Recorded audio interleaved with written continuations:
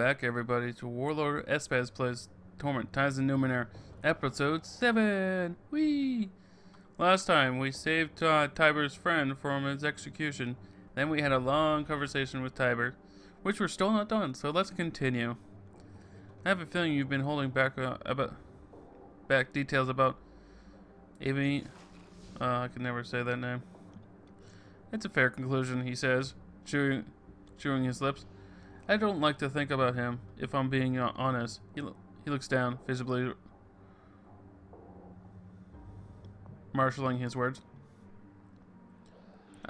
Always had an opinion about me.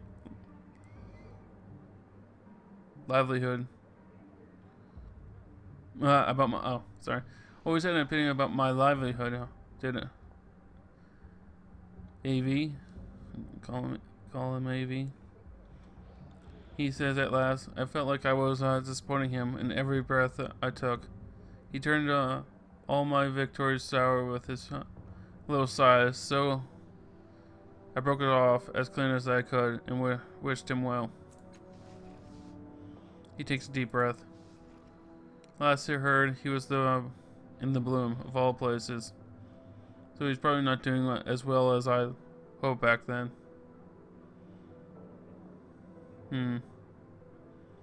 You should try to see him again. Play matchmaker. I prefer not, he says, but he's avoiding your eyes. I don't much like pulling the past out to look at it. As far as he knows, I'm dead. Let's leave it there. Hardly the truth, but not a lie either. I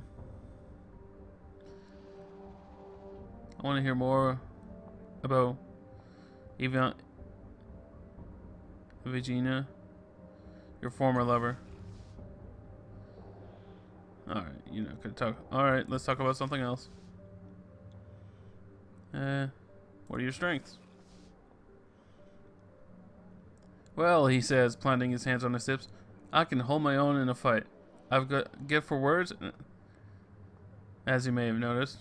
His hands slip his hips and cross before him, and I'm not averse to the odd con or two, if you spot one worth pulling.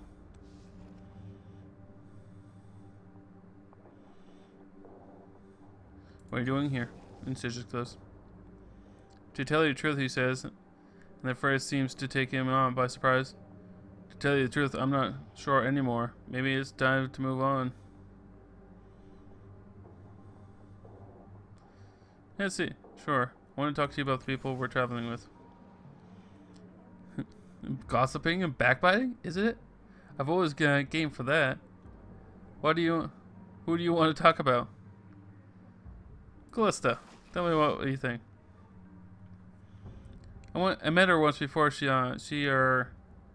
diversified, lovely woman, but I'm not sure if more is better in this case. Callista, do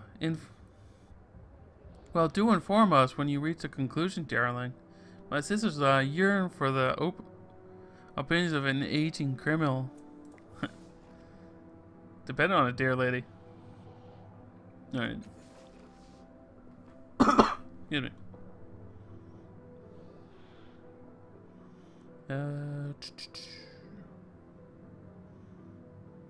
What do you want from me? At the moment, all I want is a way out of Scissors Cliffs in some friendly company. You seem to fit the bill on both accounts. A free ride and a strong arm on my side. Oh my.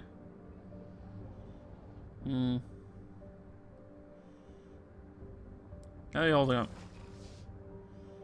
I'm fine, lad. I just hope we won't regret our friendship when the time comes to part ways. Let us continue. Well, just out of curiosity, what does Callista think of him?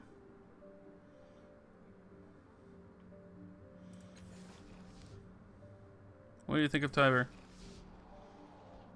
The man is made of tall tales. I fear we shall never truly know him, though his armor wounds him more than us.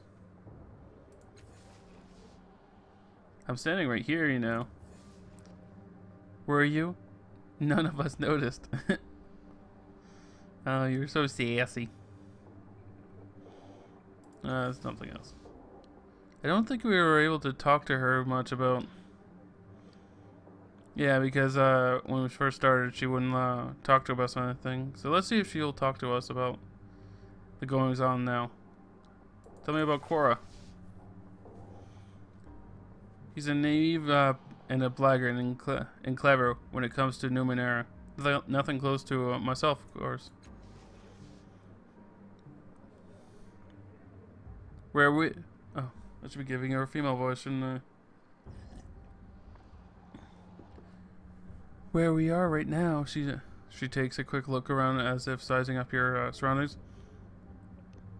He's tried to kill us, hasn't he? She shakes her head. He's a dangerous fool and we're well to be rid of him.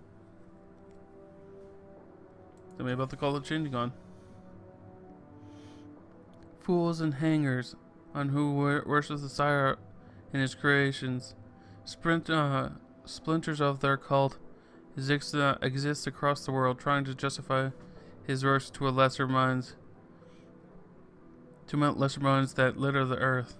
They only know what they witnessed greatness. Know that they witness greatness, but they have no idea how to achieve it themselves. Tell me about the Order of Truth. I do hope we all get there soon, she says, waving her hand in the Order general direction. I have some papers to collect. It would do well for you to meet my colleagues, adventurers and deep thinkers all. Unlike some, though, Elegern is of course a dear example of why we continue to strive as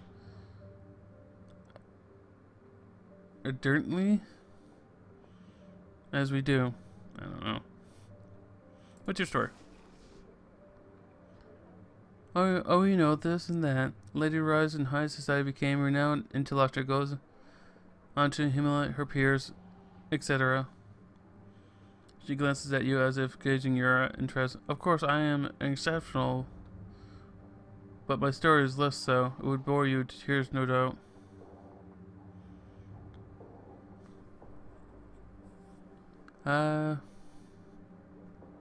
What is it you hope to accomplish by traveling with me?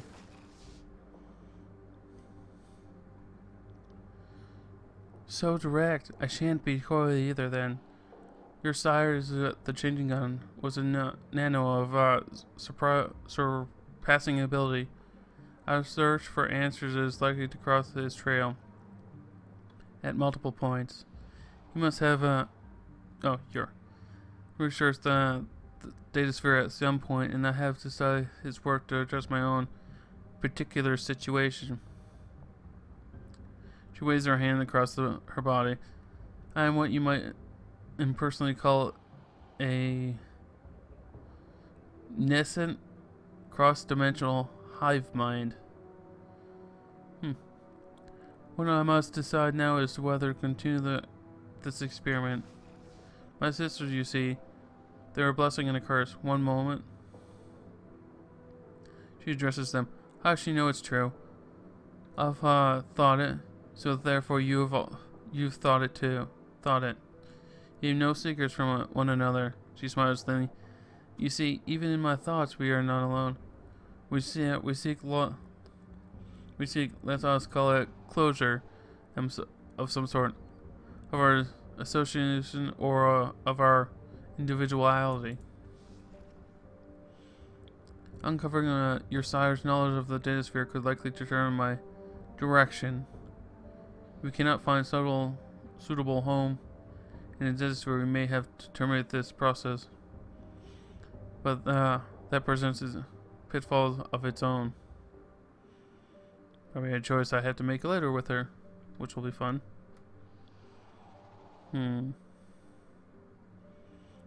What can you tell me about the data sphere?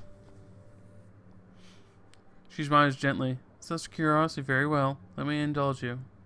She clears her throat.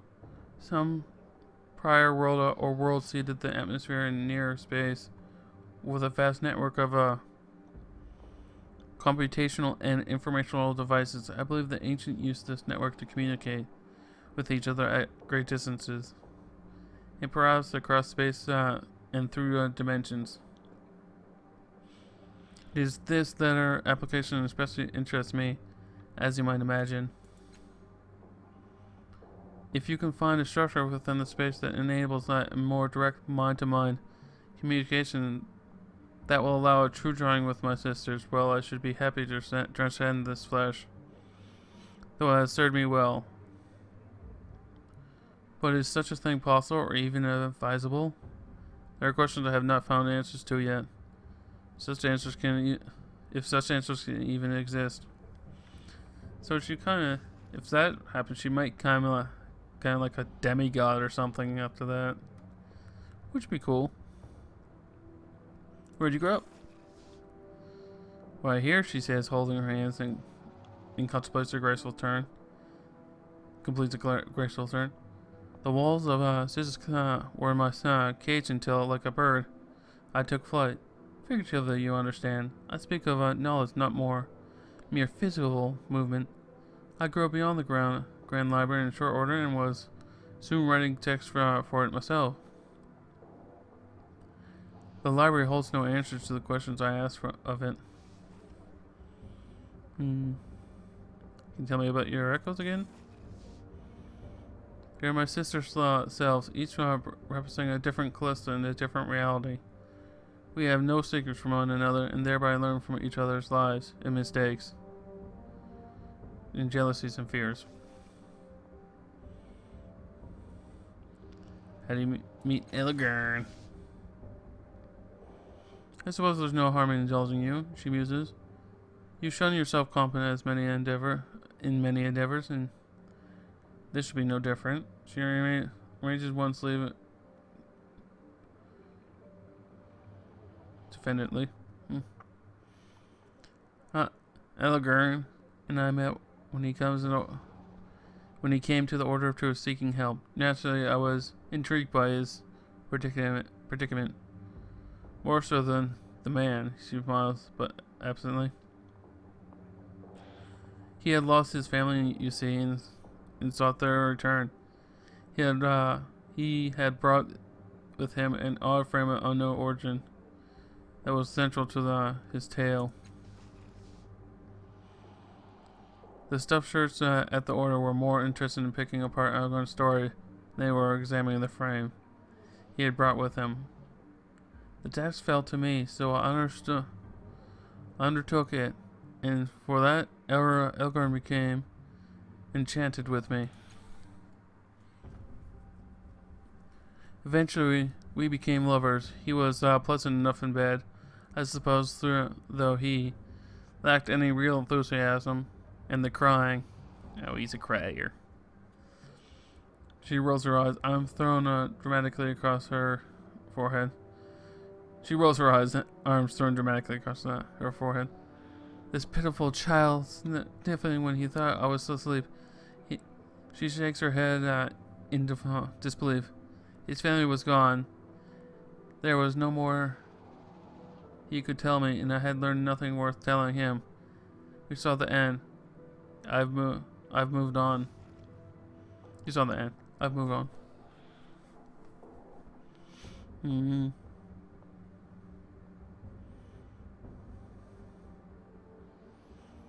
No more questions.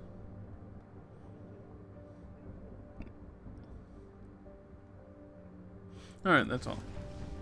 Coming. So let's go exploring. Fair enough. You have a name. Tell me. Felindia. Nearly every inch of this merchant's body is covered by tightly woven robes and furs. A hood obscures its head, and a mask conceals its face. This doesn't stop you from noticing it. It is apparently furious with you. Trembling, it bats at its similarly dressed companion. Both of them turn impassive and mask back to you. Neither Felindia nor Steristia could believe it, but the thief had came back. Had he come in shame, ready to return what he had taken? No, his hands were empty, his expression baffled. Flannery crossed his swallowed arms.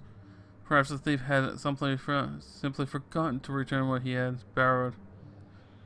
But this made him no less a thief.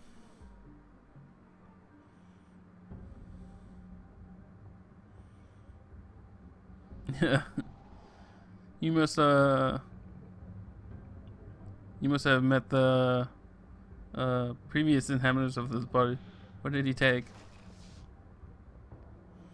The thief asked. Flannery faltered, but only for a moment. The merchant's memory was as organized as a library shelf, and it remembered this face, twisted with desire for the very book in question. He remembered the same voice making promises it apparently had no intent of keeping. Flannery thought the thief's lies were more convincing than before.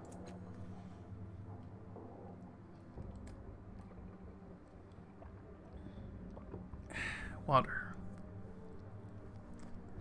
10 years ago, the thief had borrowed a book. Flannery wondered if the scoundrel was possibly unfamiliar with the definition of the word. He did not mean taking a thing and keeping it after all. Seriously, pointedly returns to work, ignoring you both. Flannery sighs, massaging his temples with gloved hands. But in the end, Flannery took a deep breath and asked for the thief to simply return the sealing long overdue book with the five-color sigil on its cover.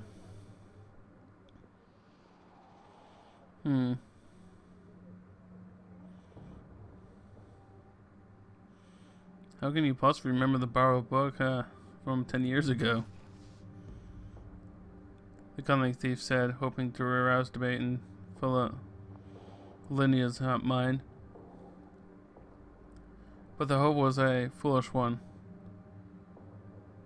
Flannery was memory in the same way that the thief was fatty tissue. Fluid chunks of calcium. The merchant crossed his arm. Flannery was out of patience. Was the thief going to return the book or not? I'll find the book. You have my word.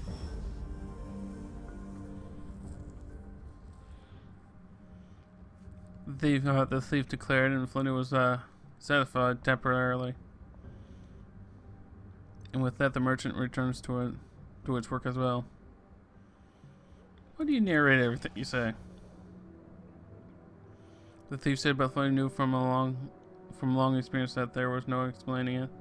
The merchant kneels before a bookshelf and jams book after book into the remaining space.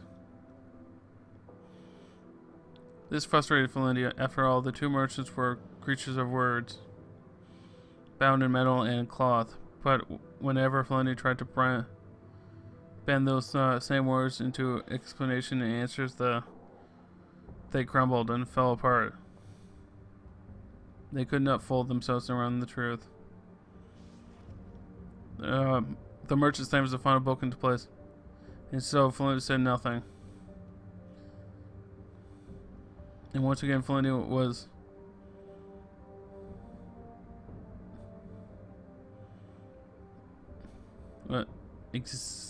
extorted? Whatever that word is. The thief knows not he was a thief. Why won't you tell me why you're narrating anything?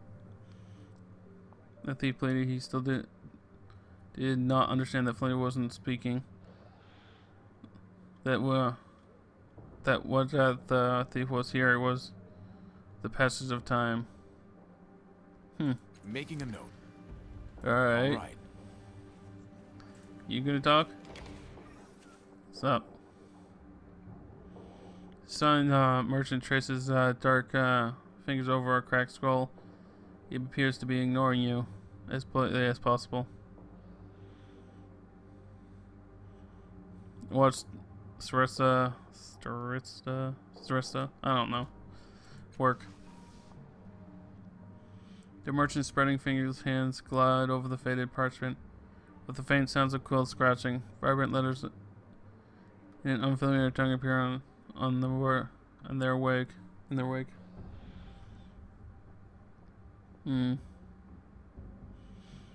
Why is your partner narrating me? Sort of either ignores you or not hear you.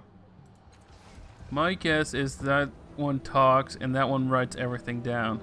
That's why what she says. That's my guess. I am not really sure. All right. Arms merchant. Could probably have something interesting.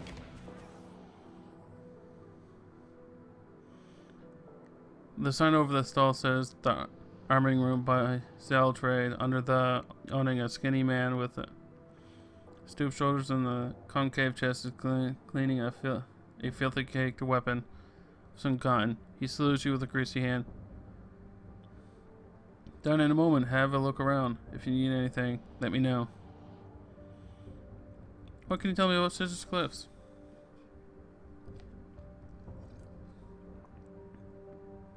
Good place for arms trade. Not much call for weapons in the city proper. It's true, the levies keep things quiet. He shrugs. I get most of my business from mercenary companies. The Hunter's Bow draws him by the dozens. Explorers too, plenty of carkers, whatever that means. Save up their shins and kit themselves out, all fancy like. When they wander down the reef or into the bloom, they never come back. And they never come back. Show me what you got. Weapons. What do I have right now? I have a gun. I want something ranged. That'd be the most useful for me. I got a light range weapon. Stuff more physical.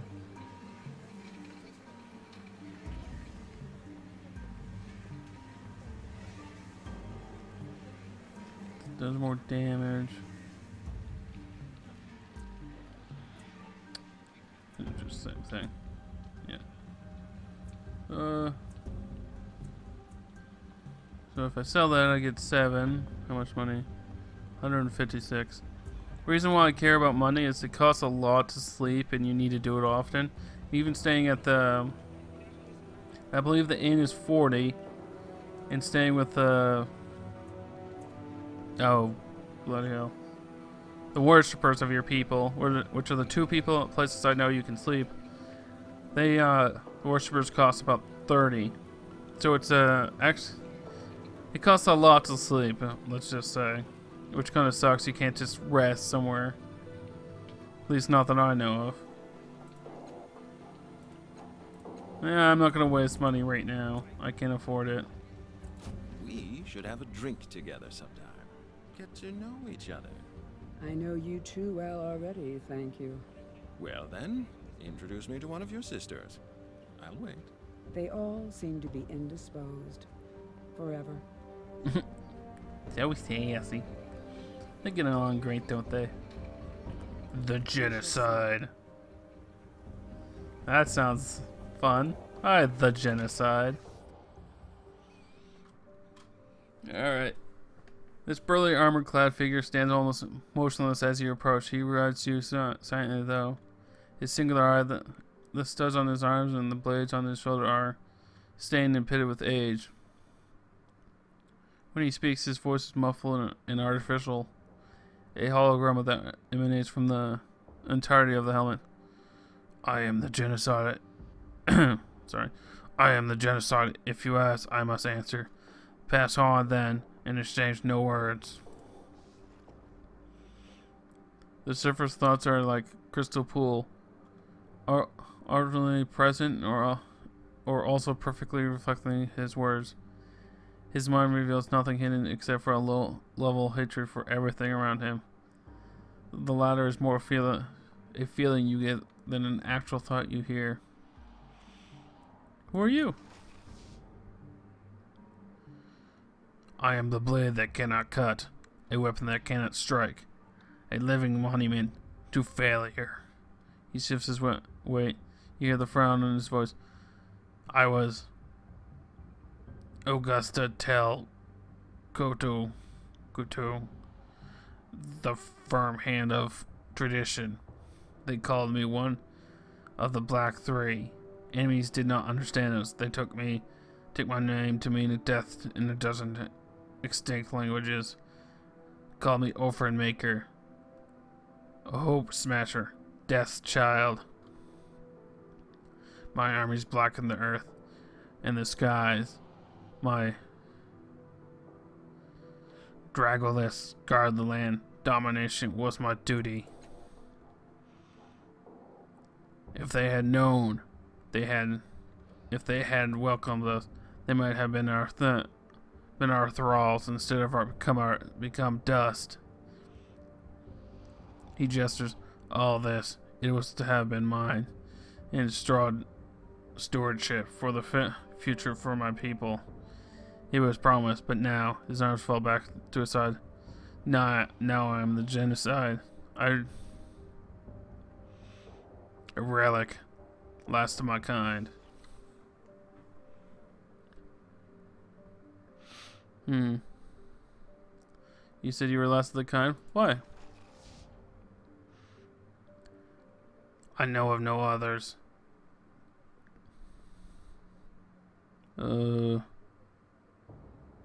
Caliphate and Vor. He who shares truth and understanding is dead. Random fantasy name. The bonding light of reason was destroyed. The underspawn has fallen. My people are destroyed utterly. And our serving God speaks to us no longer. The clean lines of order and glory of battle have forsaken us. He pauses. The rest are dust. We rose again against a superior foe. We were outmatched. Only I remained to tell the story of the Tibet. Hey, Tibet.